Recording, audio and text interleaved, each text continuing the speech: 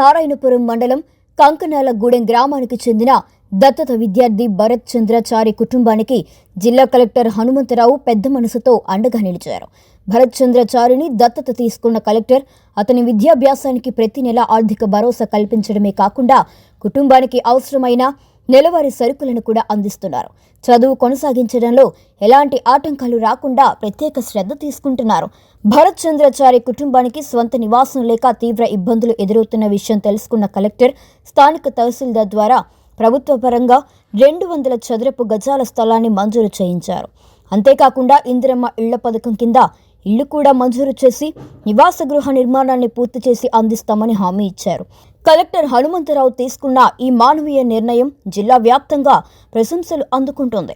ఒక విద్యార్థి భవిష్యత్తును తీర్చిదిద్దడంలో ప్రభుత్వ అధికారిగా మాత్రమే కాకుండా ఒక మార్గదర్శకుడిగా నిలిచిన ఈ చర్య ఆదర్శంగా నిలుస్తోందని గ్రామస్తులు పేర్కొంటున్నారు.